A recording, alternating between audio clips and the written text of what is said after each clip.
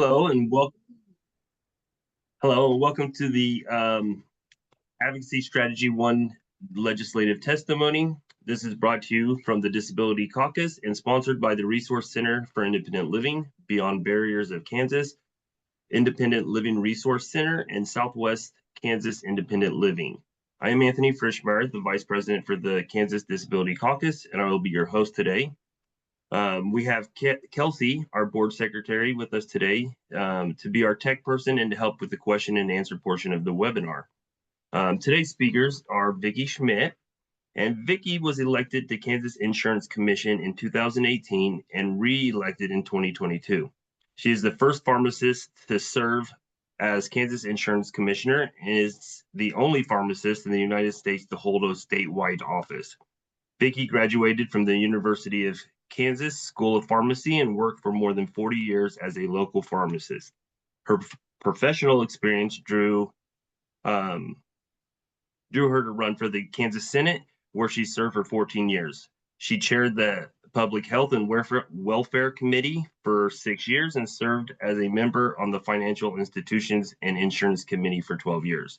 As commissioner, she has returned more than $145 million to Kansas policyholders. In addition, she has overhauled department operations to reduce the cost of doing business in Kansas by more than $75 million. She currently represents Kansas at the National Association of Insurance Commissioners, where she serves as a chair for the Midwest Zone. Vicki and her high school sweetheart, Dr. Michael Schmidt, have been married for 50 years. They have 2 sons and are proud grandparents of 4. Also, we have Brad Linnenkamp, and Brad works for the University of Kansas Center on Disability, KUCD, as an assistant researcher and community liaison.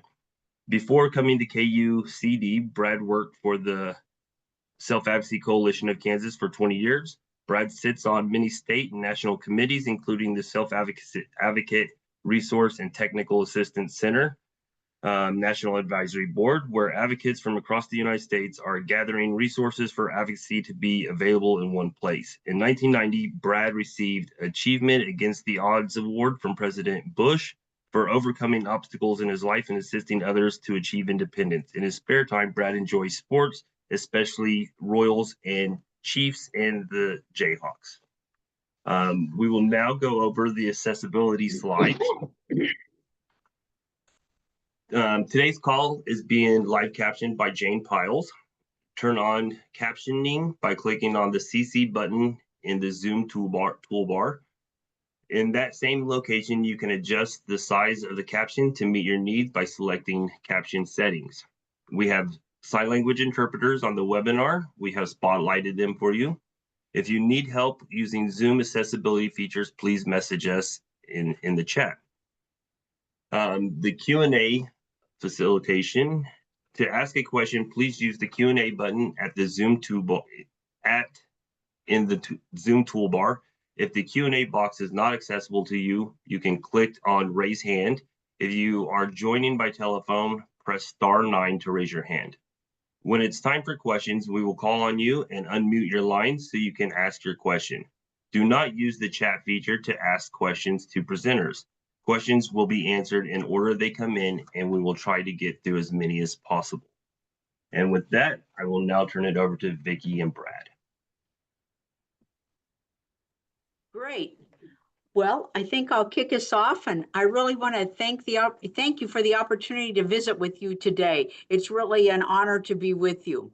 I am Kansas Insurance Commissioner Vicki Schmidt, and as he stated before, I spent 14 years as a member of the Kansas Senate, and I am excited to talk to you about giving testimony today. I spent a lot of years listening to testimony, and now I get to help give it as part of the insurance committee at the insurance committee to help further some of the policies that we like to institute. I want to first talk to you about why I decided to run for the legislature. It does tie into giving testimony. Back in the 1990s, I was just living my life, raising kids, working as a pharmacist, taking care of my family, and I got a call from then Governor Bill Graves. He asked me to serve as a member of the Board of Pharmacy.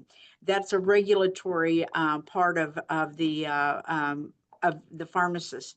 And I was so honored. I felt like my pharmacy degree and my practice had already given me so much that I thought it would be great to give back something to my profession. So as it goes, the board was made up of 6 people. I was the one living in Topeka.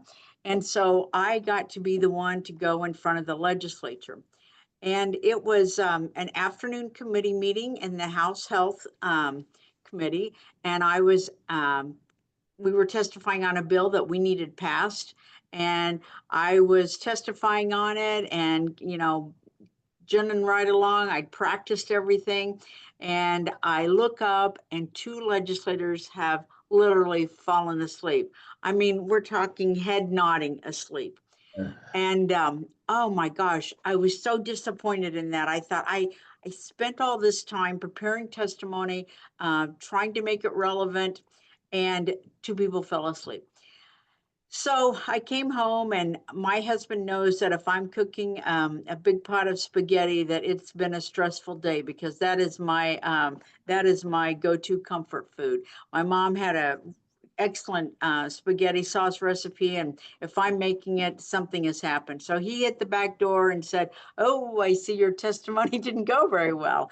And I said, "Well, it went fine, but people fell asleep. And if there's ever an opening for the House or the Senate, I'm going to do that. I'm gonna run for it."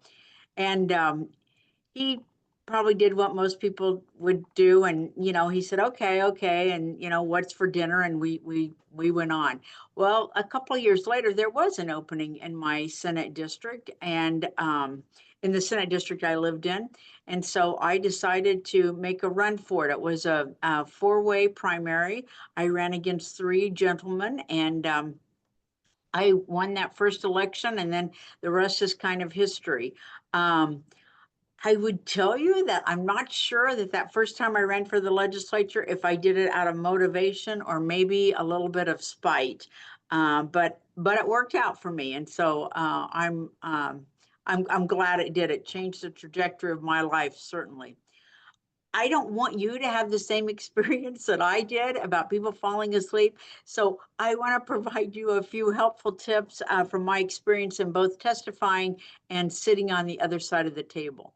I also want to say that Eric Turek, our government affairs person, is also on the video today, and uh, he knows a lot more about tap dancing than I do. But we're going to give it a try and see where we end up. So I think that before the hearing, your preparation starts even before the hearing. I think you have to really make sure you know your topic inside and out, frontwards and backwards, and also that you know a little bit about the committee that you're going to be in front of. I think you need to know, like, what I think you need to know about the legislators that you're speaking to are their geographic location. Are they urban or are they rural? What are some specific, if your legislation is going to involve um, anything in their area, specific places or issues in their district. And I think other things to think about is in their district is, are there military bases there or are there universities there? And why might they care about your issue? I think before you start, after the introduction of a bill, it's always good to meet with the committee leadership. That would be the chairman, the vice chair, and the ranking minority member.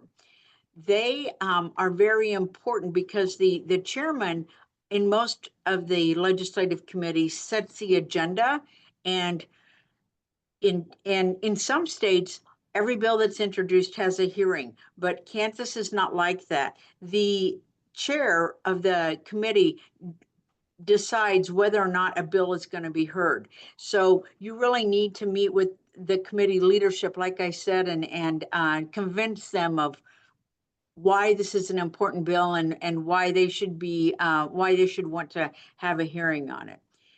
The other thing that you can do is to find a champion, find a legislator who is on your side and will walk with you on this path and will help you shepherd that bill through the process. They can also ask the chairman for a hearing, and they can really help you out and maybe help you see some pitfalls along the way.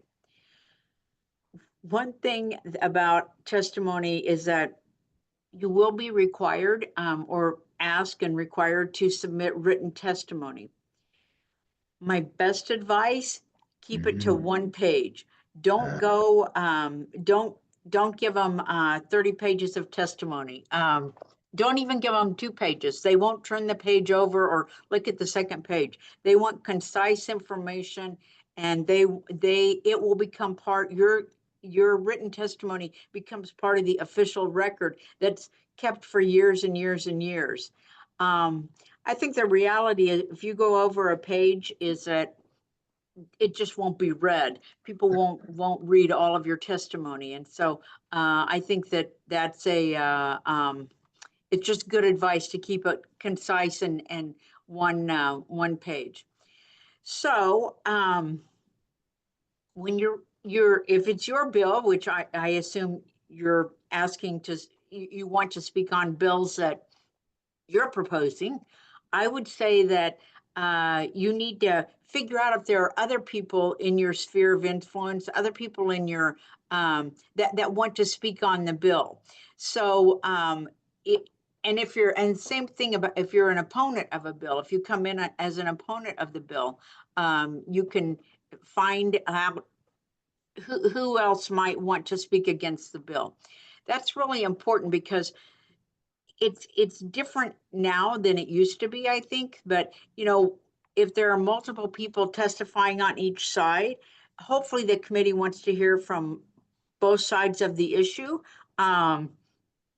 But you'll more than likely you'll be asked to split your time up. So kind of be aware of the time limitations, and then try to make sure that if you can meet with the people that are on your side, so to speak, then you can find out, you can each highlight a different thing that you want to talk about, and that would be very helpful to the committee.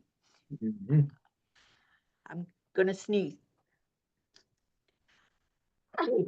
Oh, I am so sorry. Pardon me. I'm so sorry. Okay. I haven't looked at the sunshine, so I don't know what that is. Anyway, so coordinate your testimony. Practice, practice, practice. I know before I testified on that pharmacy bill, I'd practiced in front of the bathroom mirror for hours and hours, it seemed. You've got, my own advice is that you practice your remarks 6 to 8 times to be really familiar with the topic and be really familiar with what you want to say. I think that make sure that you know the points that you really want to hone in on and highlight for them. The committee assistant can be a great ally. They work for the chair, and you can find them in the chairman's office. And sometimes the committee assistant is the same person that's the assistant to the senator or the representative. And other times they're separate individuals. But confirm with them. They can be a tremendous ally to you. Confirm with them how they want to receive your written testimony. Some of the committees now are all electronics. They don't have any paper passed out in the committee. It's all on their tablets or on their computers. If they want you to bring copies, ask how many they want you to bring and when they want you to have them to them. Some committee assistants will make packets out of all of the testimony. Some will hand them out right before you speak. It just depends. Everybody has kind of a different thought on that. One thing though is to make sure you deliver your testimony on time. If you deliver it late, most of the committees want it 24 hours ahead of time. And if you get it there late, sometimes it's not included. And that's not good. Okay, this is a lot of information. I am sorry about that, but there's a lot to cover about how the steps to the process. So now you've practiced, you've communicated with the committee assistant, you've talked the chairman into having a hearing, or they're having a hearing on a bill that you're opposing, and you have signed up in opposition or neutral testimony. So now you get to the hearing. My biggest advice to you is don't read your testimony. Don't take that one page that you've submitted and just read it. And I know that's hard. I know that's a kind of a safe zone because you know exactly that you've chosen every word correctly in that written testimony. It's just not very effective.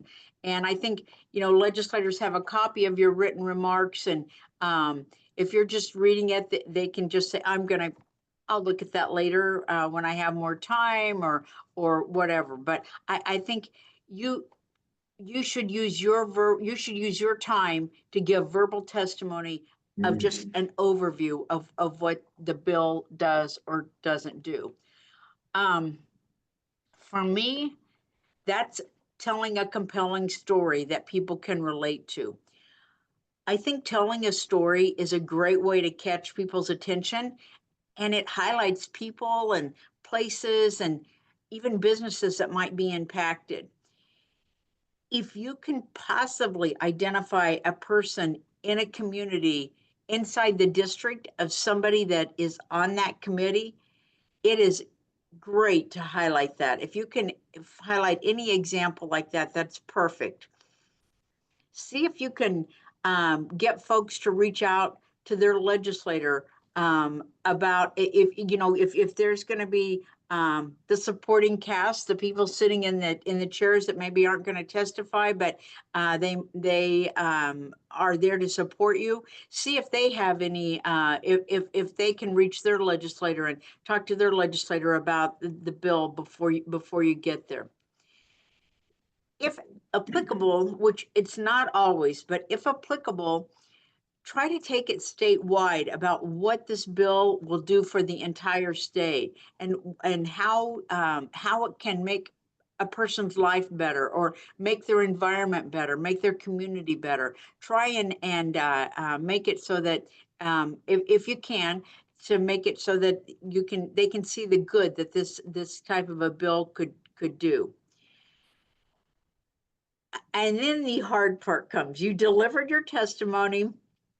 Sometimes the chair will let the committee ask questions right after you give your testimony.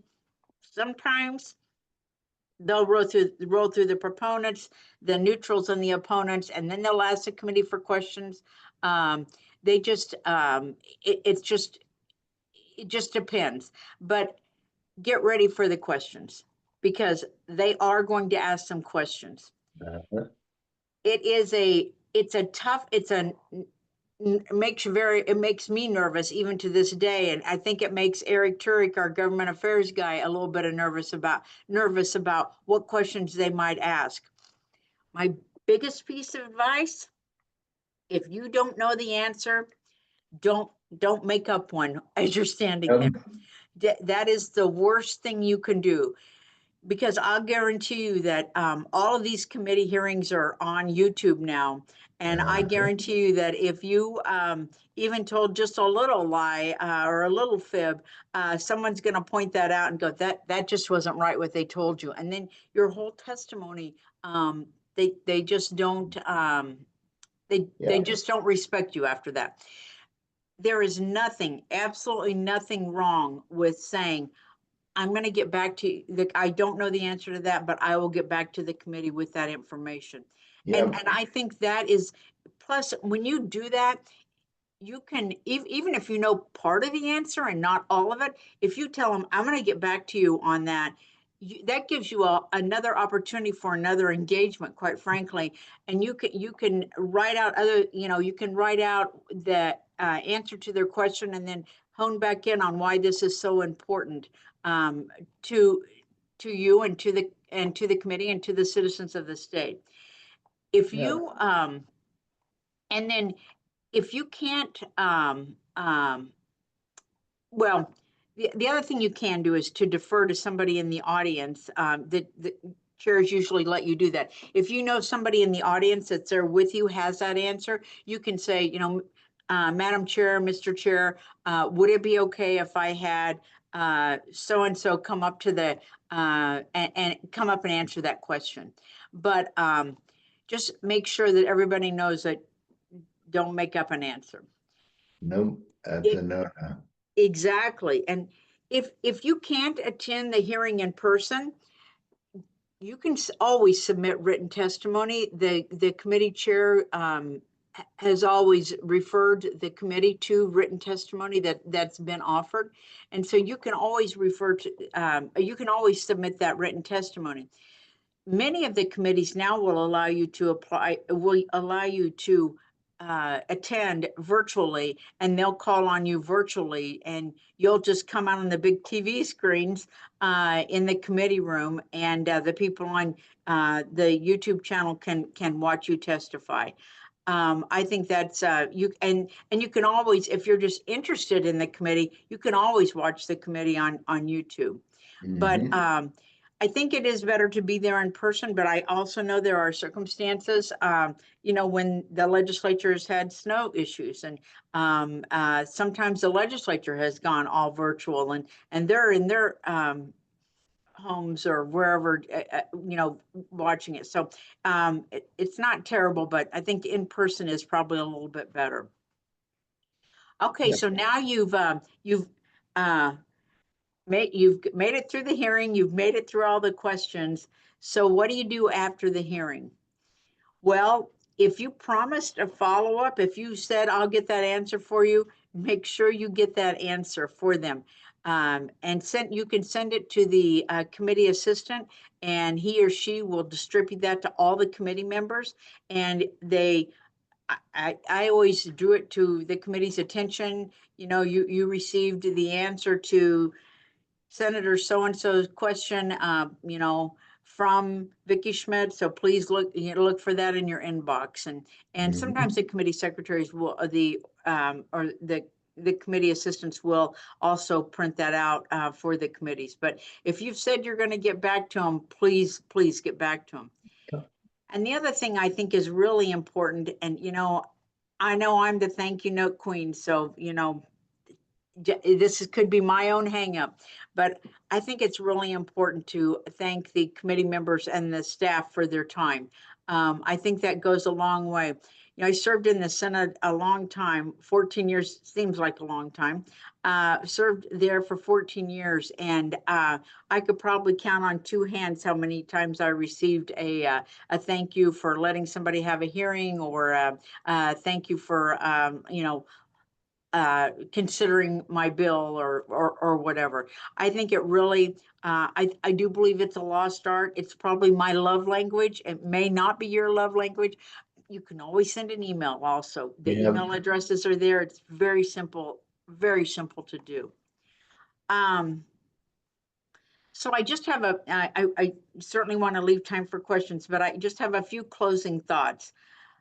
Legislators have a lot of issues I like to say, hitting their windshield every day. They are not experts in all things. You coming to testify before them, you are the expert, and they are looking to you for the how something is going to play out. If not you, then the vast majority of communication will come from the lobbyists. Yep. That can be good and that can be bad. I think that most lobbyists tell the story correctly and tell the truth. And from my experience, if a lobbyist didn't tell me as a senator the truth, then they kind of got put in a different pile of somebody that I really didn't trust. Mhm. I think it's always, for me as a committee chair, I always wanted to know what the other side was going to say. If somebody comes in and says, this is a great bill and you need to, this is something we really need. And I'd say, well, who's going to be against this bill and why? So anyway, I just think they hear about a lot of issues. Sometimes you're going to have to educate them on the basic issue before you get to the issue that you want to talk about. I do believe 100% that it is more meaningful to have a Kansan who's passionate about the issue that they're speaking about, speaking to the committee and to testify on issues. Yeah. Your heartfelt stories, your experiences, the fabric of your life is important to hear. And I think that when you have somebody that's passionate about it and has lived it, it makes for some incredible testimony. So I think it's better than having a lobbyist testify on your behalf if it's possible, if it is possible. Those are just a lot of random thoughts maybe on how to provide good testimony at the Capitol. I think that it's just after you do it a couple of times, you won't be near as nervous, and it'll just kind of flow, and you'll be if you're not anxious before you get up there to speak, then there might be something wrong with you, because I think everybody has to have a little bit of anxiousness, a little bit of am I going to do okay with this, in order to do it right. But I know you will all be fantastic, and I would just be happy to answer any questions you might have. And thank you again for letting me take some time out of your day. Awesome. So, my name is Brad Linnenkamp, and I want to take a lot of what Vicki said, which is absolutely true. Um, I would take that to heart as well. I'm going to talk about my perspective as a person that has given quite a bit of testimony over the years. Not so much from the other side. I'm going to do the other side of the table. Vicki did that side. I'm going to do this side. So basically, a lot of what she said, and pretty much everything, is that the fact is, and I take it to heart all the time. When I've gone up to testify, of course I give my testimony in writing like you should. You get it turned in, and I have a little bit of a problem when it comes to putting my thoughts on paper. So I actually have to have somebody sit, and I can verbalize things very well, but then trying to transition it to paper is not so easy. So I need a little help with that.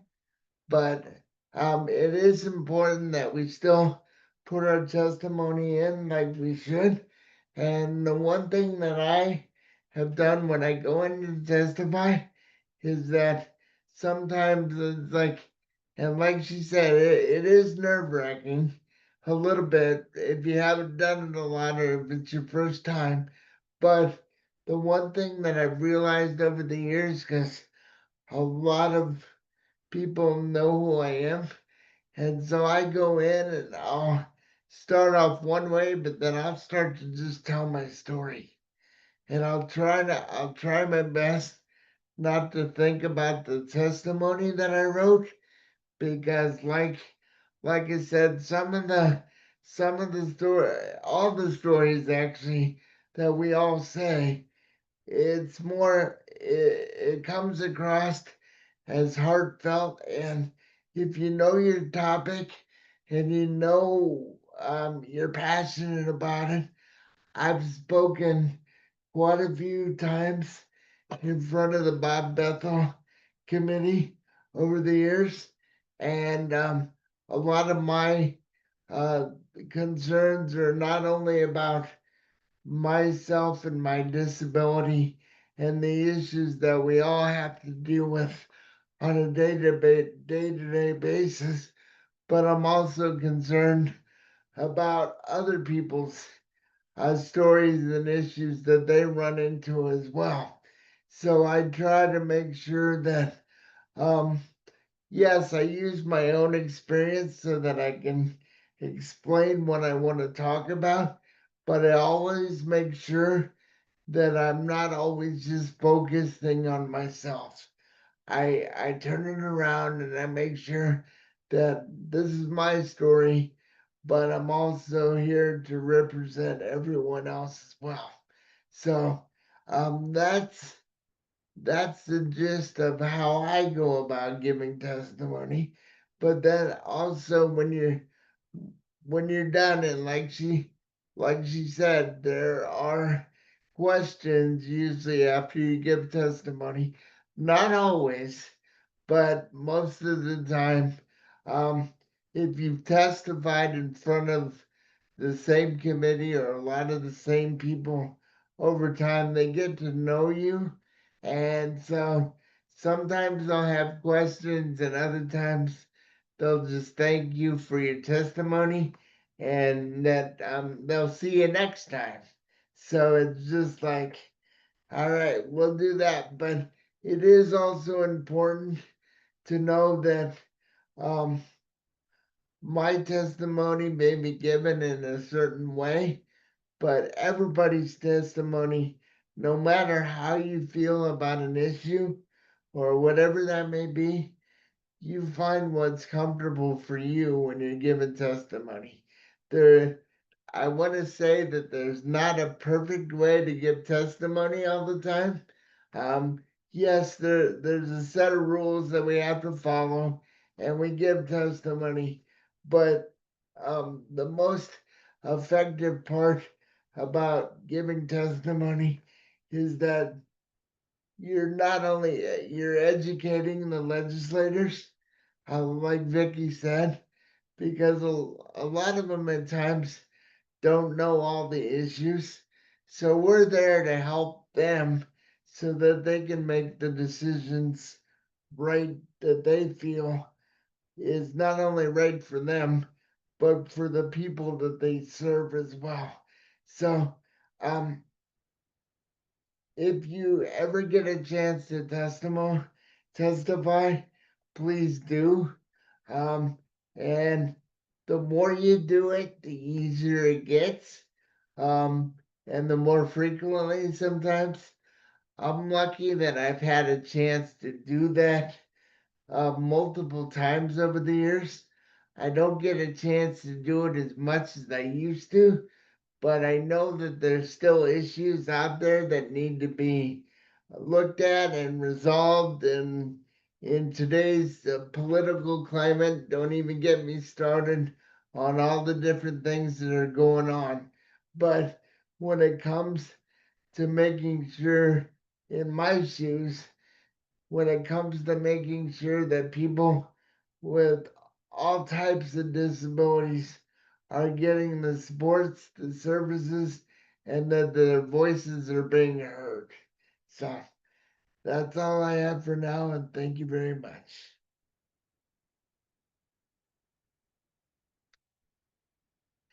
Any other questions? We will take them as well.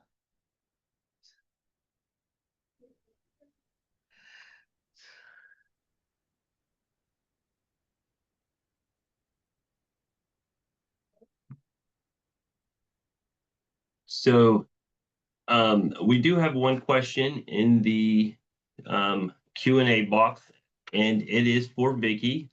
It says, "You're awesome, Vicki. Thank you for being here. Do you miss being a senator?" There you go. You know, there are days that I do miss being a senator. When I took this job as insurance commissioner, I have been very careful to, I like to say, stay in my lane. And only at the insurance department, we only comment on things that are directly affecting our operations or our accreditation, things like that at the insurance department. When I first came to the insurance department, as you might imagine, I had worked on a host of issues through my 14 years, and there were some of them that were not done yet. And so we had a list here at the department that said, it was all of the insurance bills that we were following, of course. And I asked if they might make a second list that would be for me, that were issues that I wanted to study, so that I wanted to keep up on. And so while we didn't ever, I never went over to comment on them, I did like to follow some of the pieces of legislation and to see how they were going to be handled. Now that I've been here, I think I've been through my 7th legislative session here now, and I still follow some things, but the list is much smaller, and I really have enjoyed this job. You know, one of the things, I became a pharmacist because I wanted to help people. I ran for the Senate for the very same reason. It was a chance to try to help people cut through bureaucratic red tape in my Senate district. And then when this office came open, and I thought, well, gee, now I can go statewide and maybe help more people with things. And, you know, there's not a day that goes by that in this job, we don't get to help people each and every day. And I love that about this job. So it is a great fit. This is different in scheduling because the Senate had about a 90-day session, and I have a 365-day a week job now, or day, not day a week, day a year. Oh my goodness. 365 days out of the year, I find myself watching the Weather Channel much more frequently. I like to know when storms are moving in, when the floods are moving in, when we're going to have hail and wind, convective storms. So anyway, I like this job a lot, but I do miss being a senator a little bit. It was just a really good time to be able to try to help some people, and quite frankly, be educated on a multitude of issues that I would have never dreamed I'd learn about. Mhm. Awesome. Okay, we have another question. Have you ever done a testimony that you wished you hadn't? And I would ask that both of you answer this question. I could start with that. I've been pretty lucky so far that all the testimony that I've given has been what I wanted. And sometimes, like Anthony says, sometimes you realize that maybe when you give testimony, you think about it after the fact that maybe I shouldn't have said what I said. But for the most part, um, I think most people that go up and testify, I usually tell them, especially if they're a first time testifying, just do your best, and whatever happens, happens, because overall it's not going to come back. And I I could be wrong. You can help me with this, Vicki, a little bit. Um, you could be wrong. It doesn't always come back to get you. So at least you tried, and you learn from it. And so if you want to do it again, and you get a little bit gun shy, but if you want to do it again, you've already been through the experience once.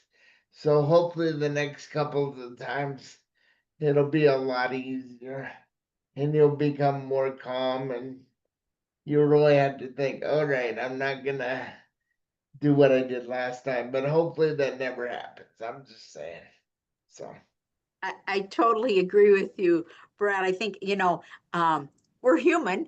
And so we make mistakes at times. And, if you can back up the train right yeah. after you said something and correct yourself and move on, great. But, I think I can't think of a piece of legislation that I regretted testifying on. What I do know is that I have introduced legislation before, even when I was a senator and had to give testimony on my own bill. And I always thought, mistakenly, that this was the best bill since sliced bread. I mean, this Yeah. was a bill that everybody surely would want, and who could make this bill better? I had written it.